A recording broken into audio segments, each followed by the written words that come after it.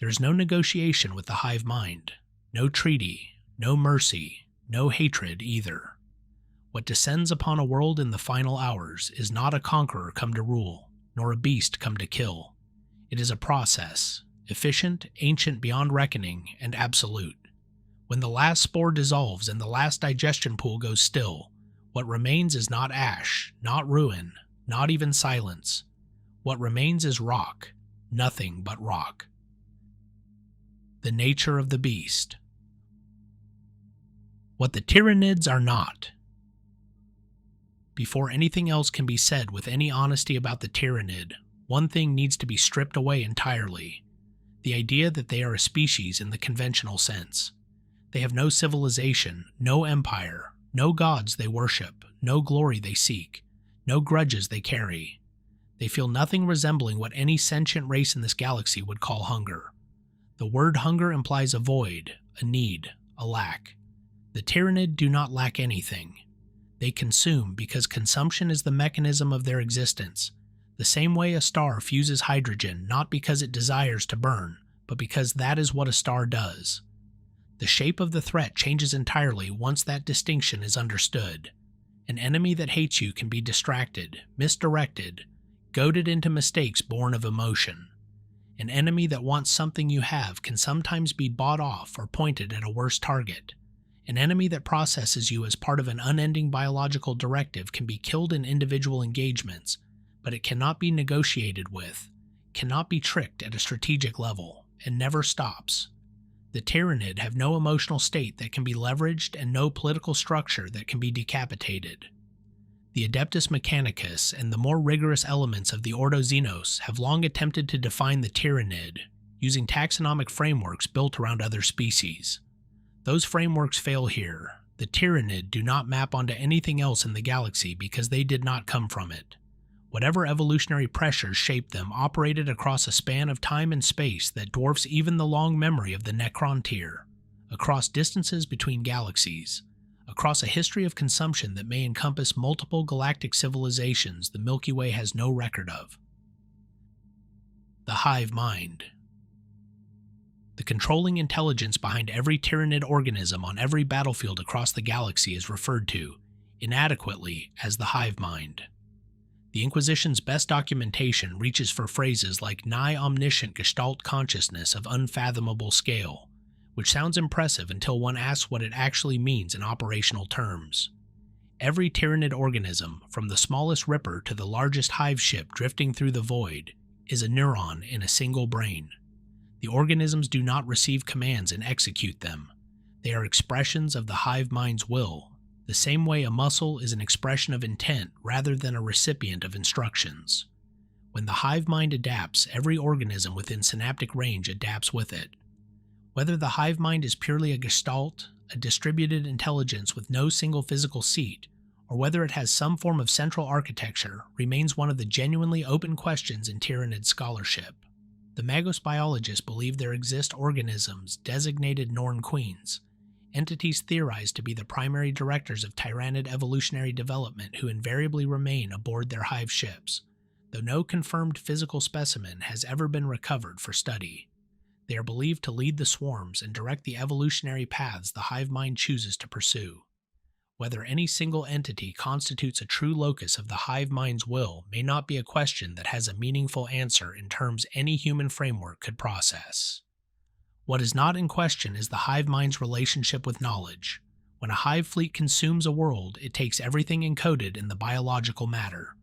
DNA, cellular memory, the neurological imprint of lived experience, the instincts refined across generations of a species' evolution. All of it is processed, evaluated, and where useful, incorporated. What one fleet learns, the Hive Mind learns, and therefore all fleets learn.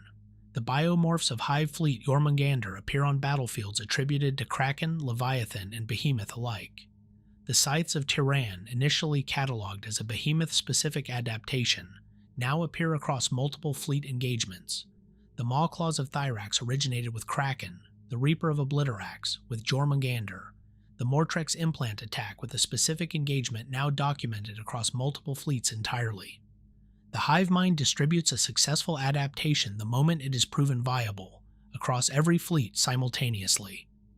The Hive Mind does not seek perfection as an ideal. It seeks optimization as a function. Everything consumed is evaluated. What is useful is retained, what is weak is discarded. This is why Hive fleets engage one another. The losing fleet is consumed, its knowledge preserved in the victor, while the winning fleet is measurably stronger for having eliminated a weaker variant. Accelerated natural selection operating at the fleet level.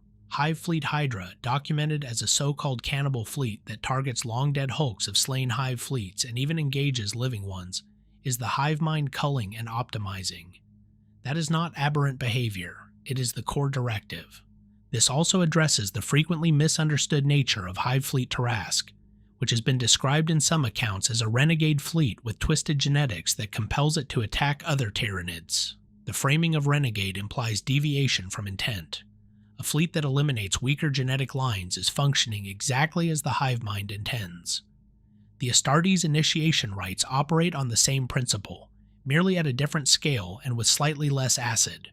Chaos cannot corrupt the Tyranid. The ruinous powers require an emotional aperture to work through: fear, ambition, despair, bloodlust. The Hive Mind has none of these. Its drive is not emotional. It is more accurately described as a pre-programmed biological function running its directive: to consume, to learn, to evolve, so that it can consume more. There is no angle of psychological attack available against something that does not experience psychology. The Hive Fleets. Scale and structure. The scale of a Tyranid Hive fleet is one of those facts the human mind resists accepting because acceptance requires abandoning the comfortable framework in which Imperial military power represents something meaningful against an existential threat. A splinter fleet, the smallest independent Tyranid formation the Ordo Xenos recognizes, consists of approximately 50,000 bioships. A minor Hive fleet fields that number at minimum. The major Hive fleets exceed 100,000 bioships, a figure that becomes more disturbing the longer one sits with it. These fleets have no flagship, no chain of command dependent on the survival of individual officers, no single point of failure that an enemy torpedo can exploit to scatter the formation. The fleet is the Hive Mind's will made physical. Destroying individual ships no more disrupts that will than losing individual cells disrupts a living body.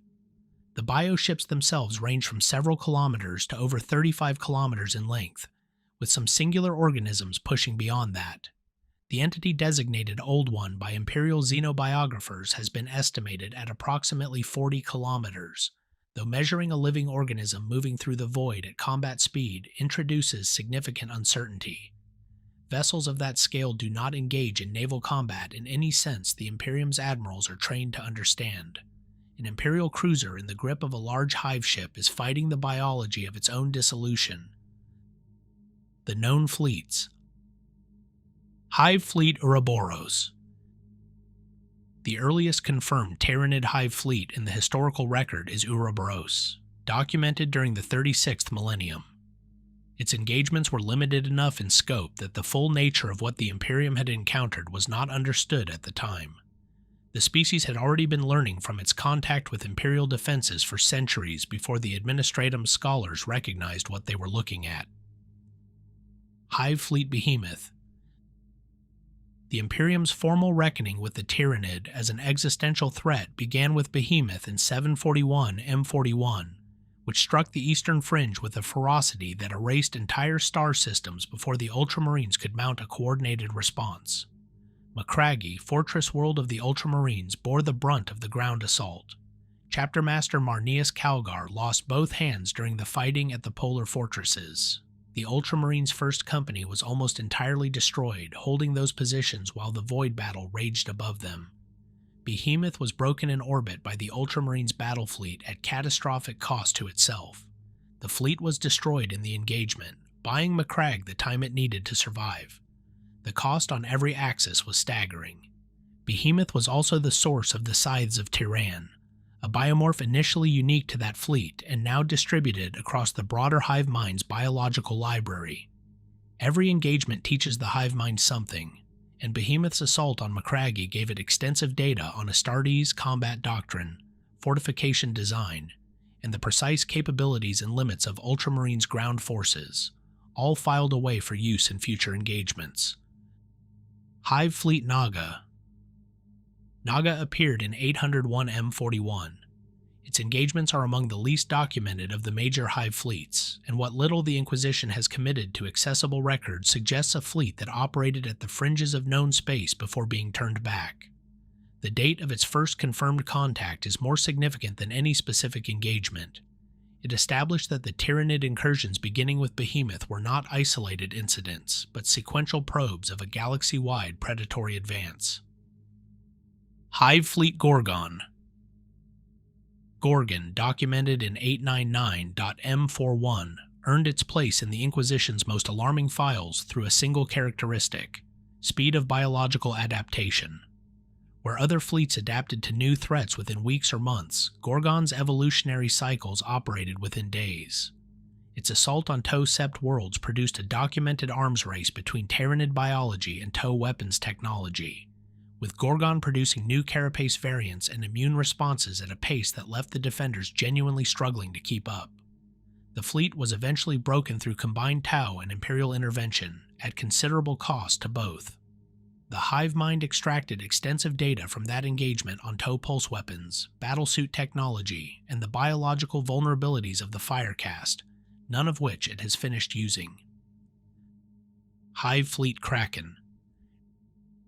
Kraken's arrival in 993. 41 introduced a doctrinal shift that cost the Imperium dearly before its implications were fully understood. Where earlier fleets had struck in concentrated mass, Kraken fragmented into thousands of separate tendrils simultaneously across an enormous front, making coordinated defense nearly impossible. Craftworld Eondon suffered catastrophically. Prince Iriel, who had left Eondon in self-imposed exile years prior, returned to lead a desperate counter-assault that ultimately drove Kraken back. But the cost was the near annihilation of one of the most powerful Eldari craftworlds in existence. What remained of Eondon was crewed largely by the Wraithbone constructs animated with the souls of its fallen, the living outnumbered by the dead. The Maw-Claws of Thyrax, a biomorph originating from Kraken's engagements, are now documented across multiple subsequent fleet operations. Hive Fleet Jormungandr. Jormungandr, appearing in 995 M41, developed a particular expertise in subterranean warfare. Its organisms burrowed beneath planetary defenses, attacking fortifications from below, rendering prepared surface positions largely irrelevant. The Reaper of Obliterax, originating with this fleet, is now a documented biomorph seen across later engagements of other fleets. What one fleet develops, the Hive Mind distributes. Hive Fleet Leviathan. Leviathan, arriving in 997.M41 from below the galactic plane rather than the eastern fringe, was the largest Tyranid incursion yet recorded, and the site of one of the most consequential acts of strategic desperation in Imperial history. Inquisitor Cryptman, calculating that the Imperium could not stop Leviathan in direct battle, deliberately redirected the fleet into the Octarius sector, where it would collide with one of the largest orc populations in the galaxy. The reasoning was straightforward and cold. Let the two most dangerous non-Imperial forces in the sector exhaust each other. Mutual assured destruction enacted at a scale that would buy the Imperium time. The Octarius War that followed lasted years. The Tyranid, displaying the strategic intelligence their opponents consistently underestimate, deliberately maintained a biological balance throughout the conflict, keeping the orcs at a level of resistance that maximized biomass yield rather than simply overwhelming them. The Hive Mind ran a years-long optimization of consumption efficiency, treating the orc population as a managed resource. When the Hive Mind determined the optimal extraction point had been reached, the orcs were obliterated within a single day. What the Tyranid left behind was rock. Leviathan's later engagements with the Blood Angels at Baal produced some of the bitterest fighting of the late 41st millennium. The fleet has not been destroyed. What remains of it continues to operate across multiple fronts, feeding and learning. Hive Fleet Hydra. Hydra is documented in the 41st millennium as the fleet that most visibly embodies the Hive Mind's practice of consuming its own. where most interfleet conflict serves the purpose of culling weaker genetic lines and absorbing their knowledge into the victor, Hydra makes this its defining operational character, specifically targeting long-dead hulks of slain Hive fleets as well as engaging living ones, consuming them to acquire their biological properties and accumulated understanding. Whether this represents a distinct strategic mandate from the Hive Mind or simply the most extreme expression of a universal Tyranid tendency is an open question. What is not open is the outcome. Hydra grows stronger with each fleet it consumes, and the knowledge it extracts becomes the Hive Mind's knowledge. Hive Fleet Kronos. Kronos emerged in the 42nd millennium as a subfleet of Leviathan so thoroughly re-engineered for a specific purpose that it functions as a distinct operational entity. The Hive Mind built it specifically to counter chaos, designing biological systems optimized for warfare in and around the warp. Kronos produces an enhanced variant of the Shadow in the warp with particular effectiveness in warp-adjacent environments, functioning as a mobile null field capable of suppressing and destroying demonic incursion. It hunts chaos forces with documented success. The investment the Hive Mind made in building Kronos is itself a data point. The species analyzed chaos with sufficient depth to understand its vulnerabilities, then engineered a biological counter from scratch. The same analytical capability has been applied to every other faction in the galaxy. The Shadow in the Warp. Every Tyranid bioship generates what has been termed the Shadow in the Warp, and the phrase undersells what it actually describes. Each vessel produces a null field, a suppression of warp energy around itself. When ships are in fleet formation, those individual fields overlap and compound, building into something that is not merely large but absolute. Over an entire solar system under Tyranid assault, the accumulated shadow of hundreds of thousands of bioships creates a null field that cannot be penetrated by any warp-based effect, technology, entity, or power, regardless of its source or strength. Individual ground-based organisms contribute to this field as well, extending it across the surface of an invaded world. Psychers are the first to feel it. Disruption, distraction, the sensation of something vast pressing on the senses from a direction that has no name. Astropaths collapse screaming as the psychic presence of the Hive Mind crashes against their minds. Warp choirs fall silent. Navigators report the warp has become unnavigable, a churning static that makes faster-than-light travel impossible. All communications with the rest of the Imperium are cut off, not gradually but all at once, as if someone has pulled a plug on the planet's connection to the outside universe. The world is isolated with no way to call for help and no hope of reinforcement. As the shadow deepens, non-psychers begin to be affected. Nightmares, a pervasive sense of doom with no identifiable source, psychological deterioration that precedes any physical contact with Tyranid organisms by months or years. By the time the swarms land, many defenders are already broken. The knowledge of what that silence means for any planetary governor who has read the reports from the Tyrannic Wars is itself a weapon. There will be no rescue fleet, no reinforcement convoy, no miraculous last-minute intervention by a passing space marine chapter. The world is alone, and something is coming that will consume everything that was ever built on it. That certainty of doom is as deadly as any bioweapon in the Tyranid arsenal. At full strength, the Shadow annihilates demonic entities caught within its range. A demon cannot maintain cohesion in a null field. Its link to the warp, the very thing that constitutes its existence as a material presence, is severed. The entity does not retreat into the warp. It is extinguished permanently because there is no thread of warp connection remaining along which it could reconstitute itself. This is termination, not banishment. Warp-based entities become literally impossible within a mature Tyranid null field. All warp-based technologies fail within the Shadow. The Drukhari's Dark Lances, Heat Lances, Void Lances, their crucibles of malediction, their Soul Trappers, the spirit vortex of the Kronos Parasite engine, their webway portals. None of these function within a mature Tyranid null field. Non-warp technologies begin to degrade as well. Vox communication collapses into white noise. Auspex and other sensory systems are disrupted. A defending force that entered the engagement with full command and coordination capability is reduced to something closer to pre-technological levels at precisely the moment when coordination matters most. The Tyranid appear to be immune to their own shadow. Their synaptic control network operates within and through a field that annihilates every other form of warp-based communication and influence. The likeliest explanations are uncomfortable in different ways.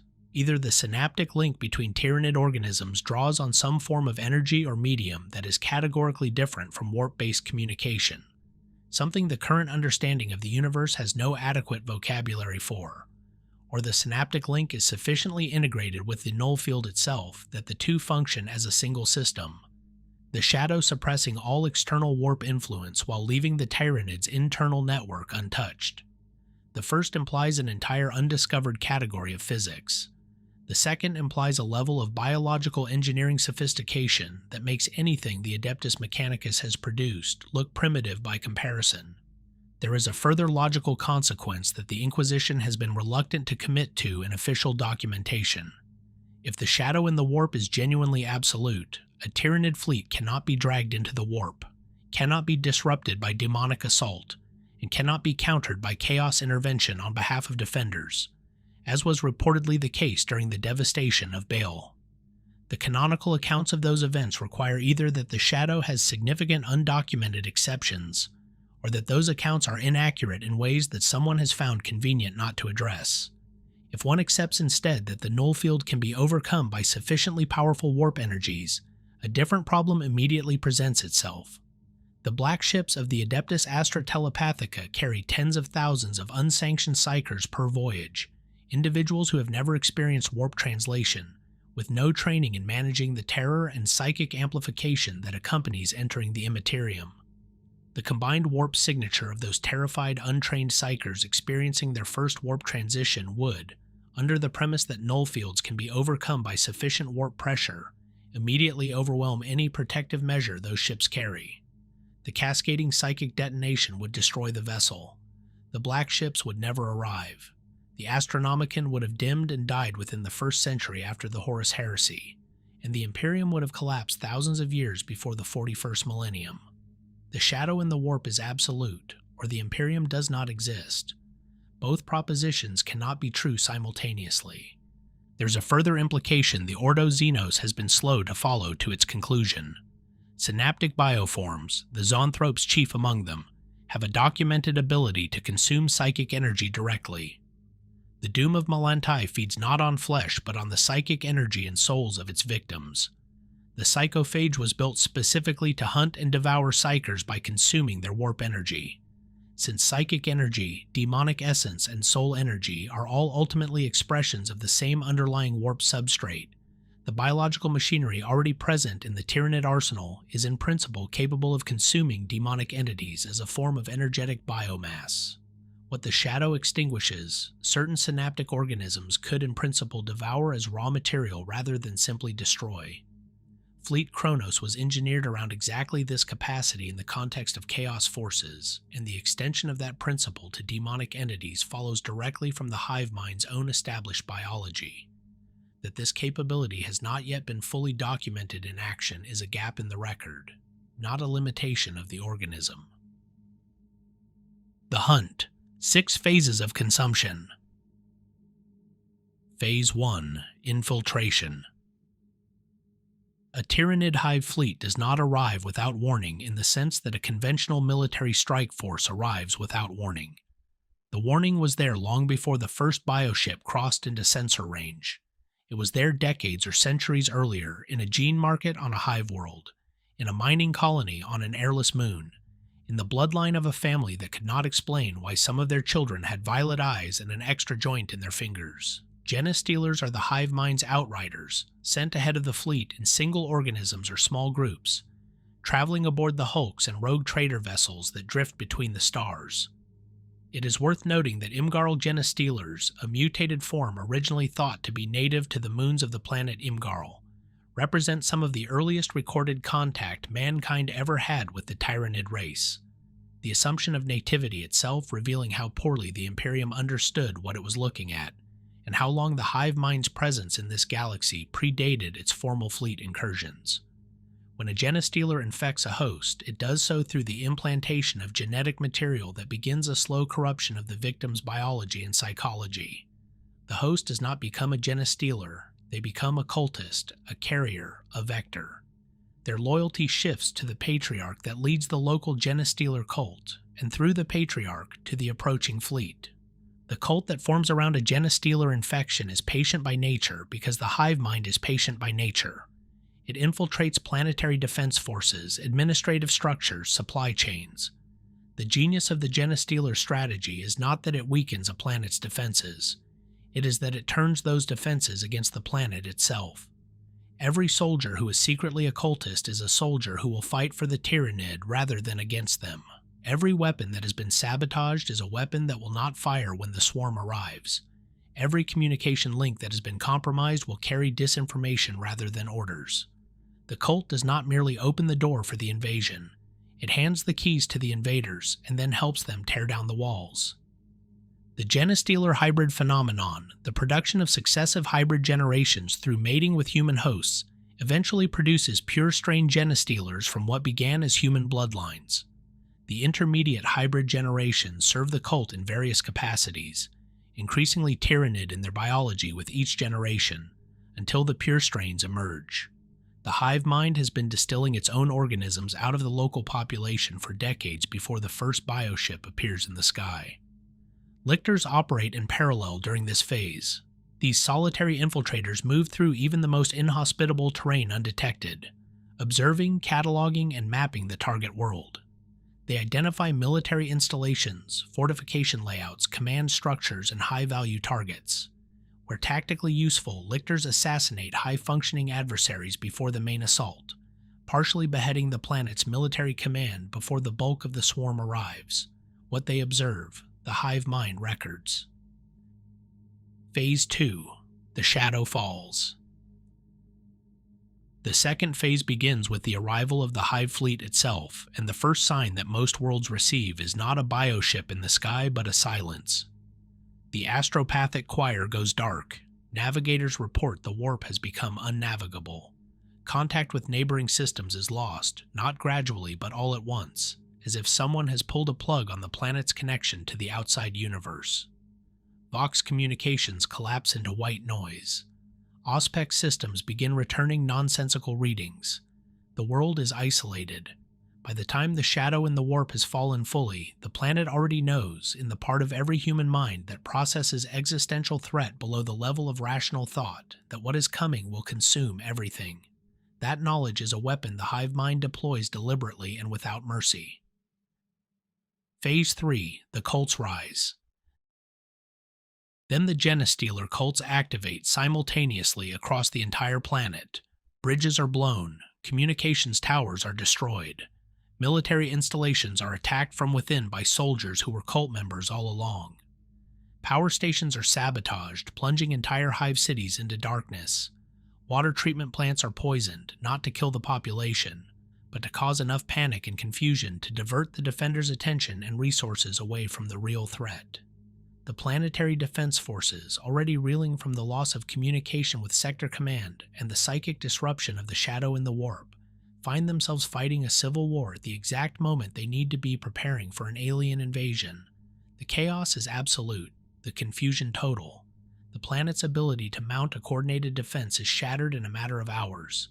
And then the sky falls. Phase 4. Atmospheric Strike and Invasion. Ahead of the ground assault, Tyranid vessels begin atmospheric modification.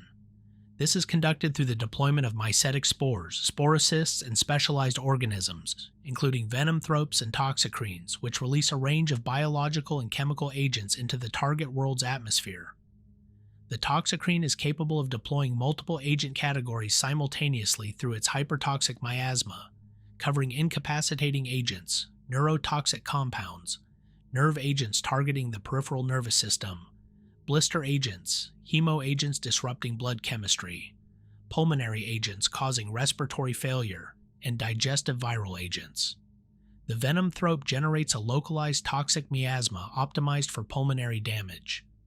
The Tyrannifex's acid spray and the atmospheric aerosol attacks of Tyranid vessels add caustic and corrosive elements.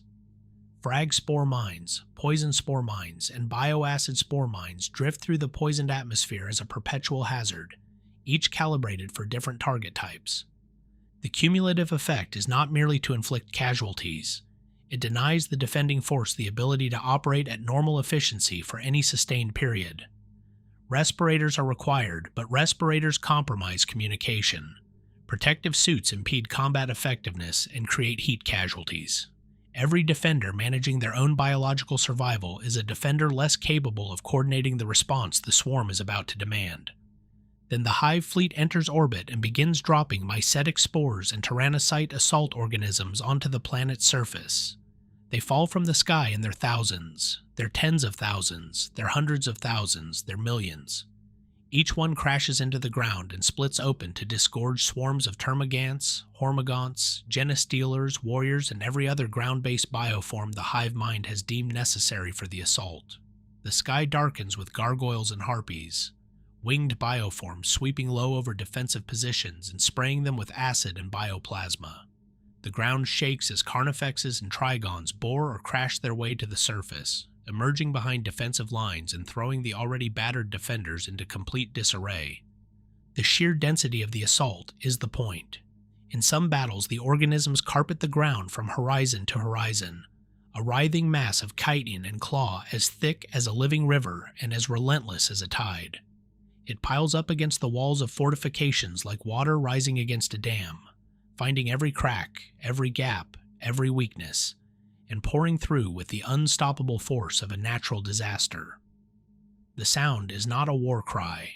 It is a chittering, clicking, scraping sound produced by millions of organisms moving in unison, their mandibles clicking in a rhythm that seems to pulse with the heartbeat of some vast, invisible intelligence. The swarms target military installations, population centers, and infrastructure with single-minded determination. The hive ships above contain spawning pools capable of producing more organisms in a single day than a planet has bullets to fire in a year. The assault is designed to break resistance, not to conquer. The Hive Mind has no use for occupation. Phase 5. The Devouring. Once organized resistance has been broken, the Tyranids stop fighting and start eating. Capillary towers burst forth from the planet's crust, massive organic structures growing to thousands of meters in height, punching through buildings and roads and fortifications as if they were made of paper. Their root systems spread beneath the surface like the tendrils of some vast subterranean fungus, and from their tips great biological cables reach up into the atmosphere, connecting with the hive ships in low orbit and pumping a steady stream of biomass upward into the void. Alongside these towers, reclamation pools spread across the landscape, massive biological vats that convert consumed organic matter into forms utilizable by the Hive Fleet, one of the final stages of what the Magos biologists have termed tyrannoforming. Together, these structures function as the Tyranid equivalent of industrial refineries, operating at a rate that has no parallel in any human industrial process. At the same time, the planet's biosphere begins to break down entirely. Spore chimneys release clouds of alien organisms into the atmosphere, microscopic creatures that begin consuming plant life, breaking down forests, grasslands, and ocean ecosystems into biological slurry. Trees wither and collapse within hours of exposure. Grasslands turn brown, then black, then cease to exist. The oceans change color as Tyranid digestive enzymes fill the water. Aquatic bioforms specifically adapted for underwater environments plunge into the deep, hunting everything from plankton to the largest marine creatures with the same efficiency their land-based counterparts display on the surface. Tyranid organisms have been observed at depths that would crush a human submarine, their pressure-resistant exoskeletons allowing them to operate in environments where no other predator could follow. Within weeks, the oceans are dead, their waters reduced to a nutrient-rich broth that the capillary towers pump upward. The very soil is consumed. Burrowing organisms strip it of its organic content, consuming not just the obvious material but the microscopic bacteria, fungi, and nematodes that form the foundation of any terrestrial ecosystem. Without those organisms, the soil becomes biologically inert, incapable of supporting any form of plant life ever again. Crystalloids and metalloids are processed as well, leaving nothing but dead rock. Even if a Tyranid invasion were somehow driven off before completion, which has happened on a handful of occasions throughout the Tyrannic Wars, the damage left behind is frequently irreversible. A partially consumed world becomes a dead zone that can never again support the levels of life it once held. Phase 6. Self-Annihilation. The sixth and final phase is the dissolution, and it is where the cold efficiency of the Tyranid system reaches its most disturbing expression. Once the planet's biomass has been sufficiently processed and transported to the hive ships, the Tyranid organisms themselves begin to converge on the digestion pools. Massive biological vats filled with highly corrosive enzymatic fluid. The organisms walk into the pools voluntarily. They do not resist. They do not try to escape. They simply march forward one after another and allow themselves to be dissolved, their biomass added to the final harvest. Every gaunt form that fought on the planet's surface, every carnifex that smashed through its fortifications, every warrior that coordinated the assault, all of them, without exception, walk into the pools and die. Nothing is wasted, not a single ripper, not a single spore. In the final stages, Tyranid organisms designed for atmospheric processing begin breaking down the planet's air itself, extracting what can be stored and transported by the hive ships. When the Tyranid finally depart, leaving their capillary towers to wither and crumble now that their purpose is served, the planet is left as a lifeless husk with no atmosphere, no water, no soil, no crystals or metals, and nothing that could support even the most basic form of life. A world that once held billions is reduced to a ball of barren rock, indistinguishable from any other dead world in the galaxy. This is more thorough than Exterminatus, which at least leaves a planet's mineral resources intact and its atmosphere in place. When the Tyranid are done, there is nothing left at all. The ground forces. The synaptic hierarchy. Tyranid ground forces are not organized through ranks and orders but through the synaptic hierarchy, a biological command network in which the hive mind's will is transmitted through layers of increasingly capable organisms down to the smallest swarm unit. Without synaptic creatures in proximity, lesser organisms lose cohesion and revert to feral behavior. Maintaining the synaptic network across a battle zone is therefore as fundamental to Tyranid ground operations as logistics is to any conventional army, and the hive mind invests accordingly. Hive tyrants are the primary command organisms on the ground. Created to be commanders of the swarm, they embody the hive mind completely and act as the primary synapse conduit through which it enforces its will over lesser creatures. Each one is a direct extension of the hive mind's intelligence in the engagement, capable of processing tactical information and adapting to new threats faster than any conventional command and control structure can match. Below them, Tyranid warriors and their variants, including the winged shrike forms, serve as synaptic relays and focal points for the swarm's direction. Tyranid primes, the apex of the warrior strain, provide enhanced synaptic presence where the network needs reinforcement. Zoanthropes function as psychic artillery and synaptic support simultaneously, drawing on warp energy through mechanisms that the Tyranid's own shadow in the warp does not suppress. Neurothropes are evolved variants capable of leeching life force from victims while anchoring the synaptic network. Neurotyrants act as major nodes for the shadow in the warp itself, amplifying the null field across their operational area, accompanied by neuraloid organisms that extend their psychic reach further still. Then there is the Swarmlord. The hive mind's apex ground-based creation occupies a category apart from other hive tyrants. Where a standard hive tyrant embodies the hive mind's will in a given engagement, the Swarmlord embodies the hive mind's full strategic intelligence in a physical form, a being of unique and irreplaceable tactical genius that the hive mind reconstitutes across the galaxy wherever it is needed most.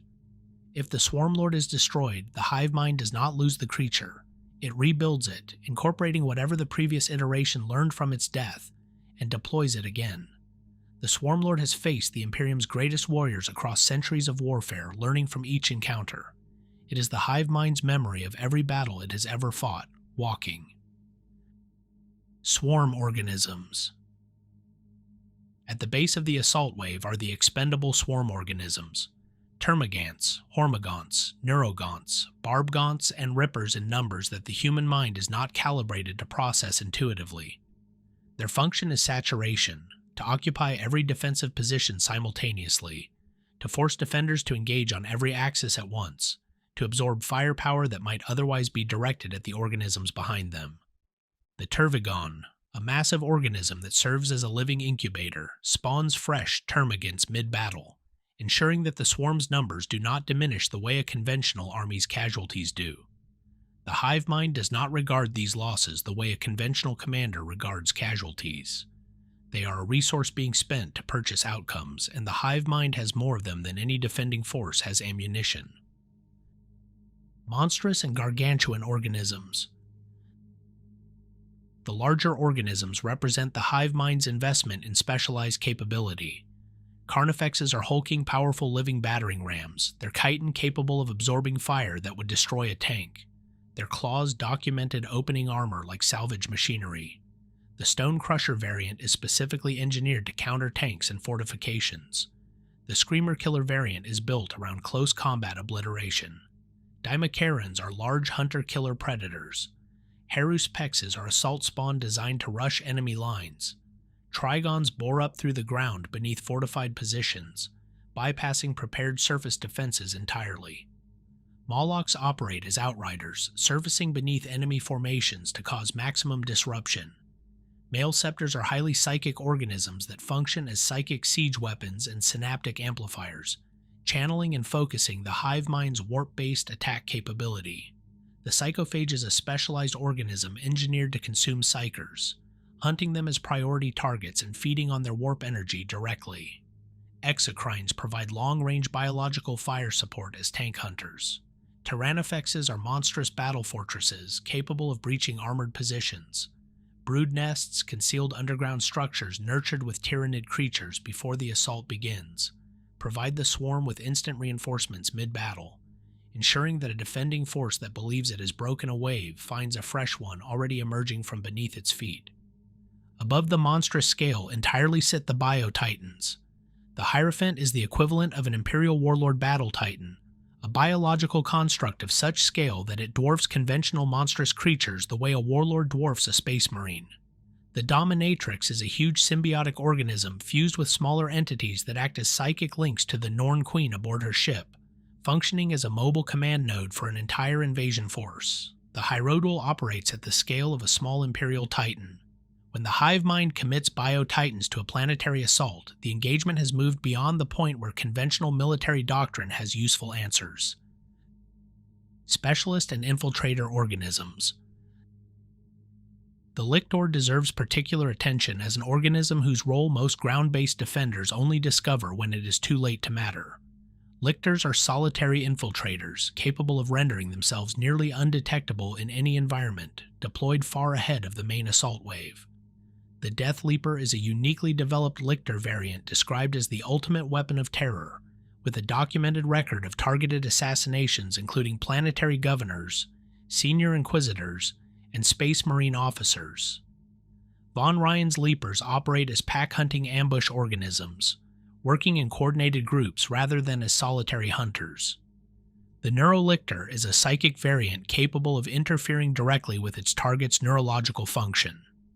The Cortex Leech represents a different and particularly disturbing category of control organism.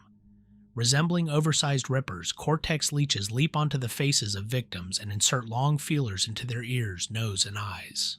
Those feelers are capable of manipulating the host's brain directly, turning them into a dribbling puppet under the sway of the Hive Mind. Unlike Genestealer Infection, which operates across generations and requires time, the Cortex Leech produces immediate and total neurological control. It converts an enemy soldier into an asset of the swarm within moments of contact. The Parasite of Mortrex is a bat-winged Tyranid organism that carries a barbed tail tipped with a hollow tube, like a snake's fang, and uses it to implant living Ripper parasites directly into victims. The host survives long enough for the Rippers to develop to the point of emergence. The psychological effect on any population that suspects or confirms infection in its members is, from the Hive Mind's perspective, an additional weapon operating in parallel with the biological process.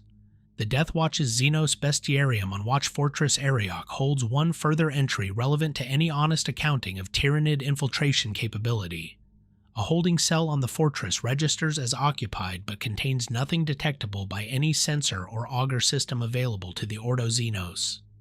The stasis trap that caught the entity on the planet Jove's descent in 814 M41 registered something entering it, but nothing visible or detectable was inside. The kill team transferred the trap, unopened, to the bestiarium for study. The entity is theorized to be a form of lictor or genestealer genus with exceptional cloaking capability, either psionic in nature, preventing the human mind from registering its presence even through augurs, or involving some form of phase-shifting ability that would also allow it to pass through solid matter. The trap was eventually allowed to fail. Whatever the entity was, it has so far failed to breach the holding cell's containment. So far. The Bioships and the Void War. Ship types and capabilities. The classification system applied to Tyranid bioships attempts to map living organisms onto the framework of conventional naval architecture, which is imperfect but functional enough for tactical purposes. The Hive ship is the fleet's equivalent of a battleship in both scale and deployed firepower. The Devourer cruiser operates at the battlecruiser classification. Razor Fiend cruisers, Dark Prowlers, and Void Fiends are cruiser scale. Void Prowlers operate as light cruisers. Krakens are frigate scale. Vanguard drone ships act as destroyers. Below these come escort drones and the attack craft scale ether-swimming brood formations. Transport organisms include the boarding worm, the tyrannocyte, and the mycetic spore, each calibrated for delivering different payloads to planetary surfaces or enemy vessels.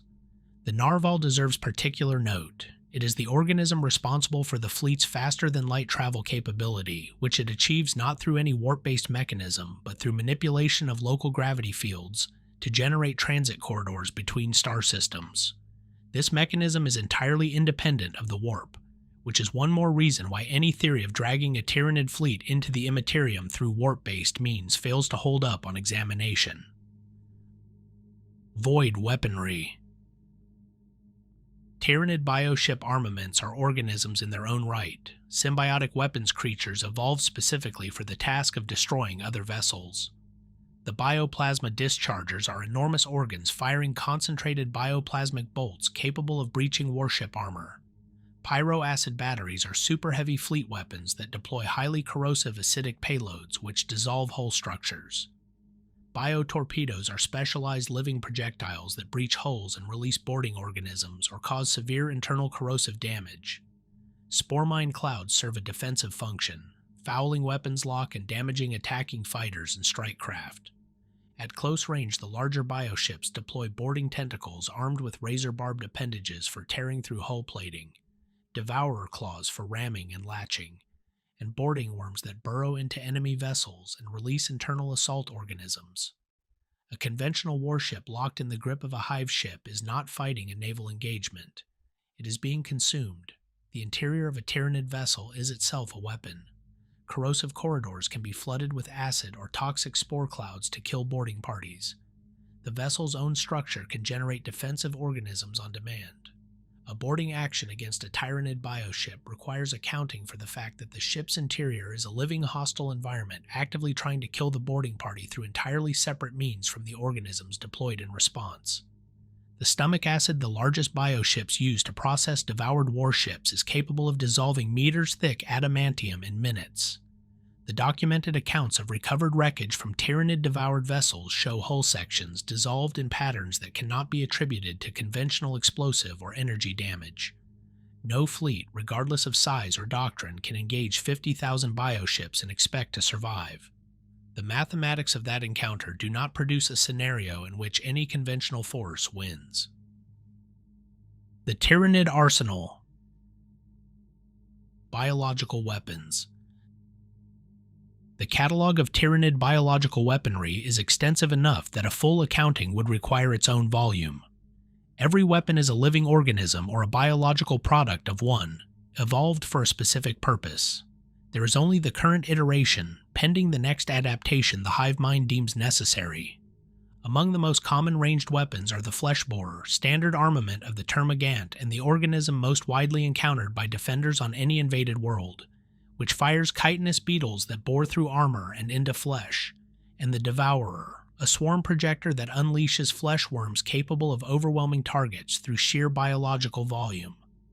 The Death Spitter fires a biological projectile that inflicts both impact damage and a corrosive biological payload on penetration.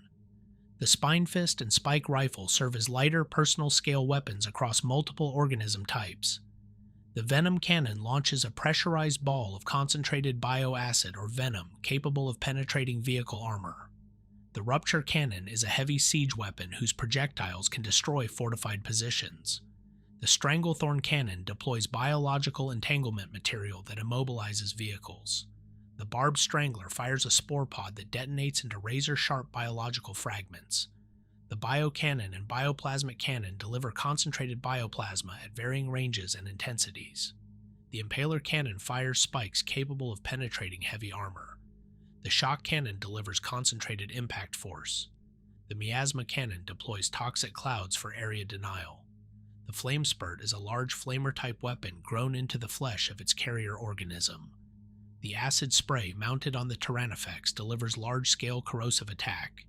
In melee, Tyranid organisms deploy Scything Talons, Crushing Claws, Rending Claws, Bone Zords, and Lash Whips, all of which have been documented cutting through materials including ceramite and adamantium. The Maw Claws of Thyrax, the Reaper of Obliterax, the Scythes of Tyran, and the Sword of the Void's Eye are named biomorphs of particular lethality, each originating with a specific fleet and now distributed through the broader Hive Mind network. Specialized delivery systems include flesh hooks for rapid movement and close assault, feeder tendrils for consuming and processing biological matter from slain opponents, and the Thorax Swarm, an organism that hosts and deploys a colony of smaller attack organisms from within the carrier's body cavity. The Tentaclid is classified as living munitions. The Biovore, operating as the Tyranid equivalent of artillery, breeds and launches spore mines toward the enemy at range. The Xenogenic Acid Weapon is one of the more underappreciated items in the Tyranid arsenal, a biological acid calibrated specifically against xenobiological targets rather than for general corrosion. The implication is that Tyranid weapons development has been refined across however many galaxies of consumption history to produce compounds optimized against species encountered before. The accumulated biological knowledge in the Hive Mind's library predates every civilization in the Milky Way. What the Hive Mind knows. The question that underlies everything else in any honest assessment of the Tyranid is not whether the Imperium can defeat them in a given engagement, but whether the Imperium can survive what the Hive Mind is becoming over time. Each fleet fights and learns. Each world consumed expands the library. The Hive Mind that arrived at the Eastern Fringe in the 41st millennium was already the product of at least one prior galactic consumption event. What it will bring to bear on whatever remains of this galaxy in the millennia ahead will carry the complete biological library of every species it has encountered here, added to whatever it carried coming in. Among those species, the Eldari, whose genetic profile encodes millennia of psychic development and the specific biological architecture of a species whose farsight capabilities remain unmatched in the galaxy. The Orcs, whose genetically encoded technical and martial knowledge is one of the more remarkable biological features the Hive Mind has encountered. An Orc mech boy innately understands engineering it has never been taught because that knowledge is written directly into Orc genetics rather than learned, and the Hive Mind has that library now. The Toe, whose Firecast doctrine and pulse weapons technology are encoded somewhere in the Hive Mind's catalog of absorbed information. Humans in numbers that beggar description, which means psychers, and in consuming psychers it has consumed the biological infrastructure of psychic capability itself. The Zoanthrope's ability to feed on psychic energy, the Psychophage's specialization in hunting and consuming psychers, the doom of Malantai's unique adaptation for feeding not on flesh and blood but on the psychic energy and souls of its victims. These are the Hive Mind using what it has learned from consuming psycher biomass. Members of the Adeptus Mechanicus have been consumed as well, meaning minds that contain knowledge of plasma physics, void engineering, and the STC principles underlying Imperial technology. The Hive Mind's established consumption behavior, applied to the disrupted Necron tombs documented across several contested star systems, implies exposure to necrodermis, noctilith, and the engineering principles of a species whose technological development predates the rise of mankind by approximately 60 million years. Whether the information extracted from inert or partially active Necron units is fully legible to the Hive Mind's biological processing is unknown. That it has been consumed is not. Nothing consumed is without relevance to what comes afterward. The question of why Tyranid organisms do not yet incorporate adamantium-reinforced chitin, or noctilith-infused plating for additional warp resistance, or the enhanced regenerative properties that necrodermis would theoretically enable, is worth sitting with. The Hive Mind has the materials. It has the absorbed knowledge of organisms that understood how those materials work. The answer may simply be that these adaptations have not yet been prioritized, which is a different and far more unsettling proposition than the alternative of those adaptations being beyond the Hive Mind's reach. The Hive Mind does not move on human timescales, and the 41st millennium is not an endpoint in any meaningful sense from within its frame of reference. The current engagement with the galaxy is an ongoing process. What it is learning now will be used later. What it has not yet deployed, it is not yet needed to deploy. The galaxy has not seen the Tyranid operating at full capability. What it has seen is a consumer in the process of learning what it has consumed. The calculus of extinction. There are inquisitors who argue, with a reasonable body of evidence behind them, that the Tyranid threat is not winnable in the conventional military sense. The species is demonstrably killable at the level of individual organisms. Imperial forces do this every day on a dozen worlds. The problem is the feedback loop. The Hive Mind becomes more effective with each engagement, each consumption, each tactical problem solved. That trajectory does not bend downward through attrition the way conventional military thinking expects.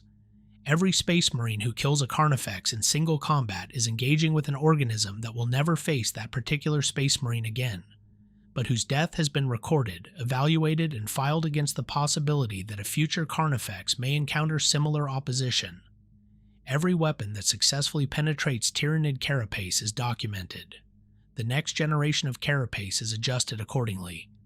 Every defensive formation that slows a Tyranid assault becomes a problem the Hive Mind has already begun solving before the engagement is over. The Hive Mind does not lose battles so much as it collects data at the cost of biological material it has in abundance. This is not an argument for despair, and it should not be read as one. The Imperium has survived several centuries of intensifying Tyranid contact at the cost of uncountable lives, countless worlds, and a level of resource expenditure that has contributed to the fractures now visible throughout the Imperium structure. There are intelligent beings in this galaxy, the Necrons and the Eldari among them, whose understanding of this threat runs significantly deeper than the Imperium's official position acknowledges, and who have taken steps that are not always visible or comprehensible from within an Imperial frame of reference. The starting point for any meaningful response, though, is accuracy, about what the Tyranid are, what they are capable of, what they have already learned, and what the galaxy will face when the main body of the Hive Fleets crosses into sensor range. The convenient narratives, the small heroic victories inflated into comprehensive triumphs, the persistent underestimation of the Hive Mind's strategic patience and adaptive intelligence. Those narratives are more dangerous than any individual bioship. A threat that is not correctly assessed cannot be correctly countered. There is a saying among those who study Tyranid behavioral patterns long enough to develop a perspective worth anything. The Hive Mind is not trying to win. It has already won in every galaxy it has passed through before this one. What it is doing here is eating. The only question the galaxy has not yet answered is how long dinner takes.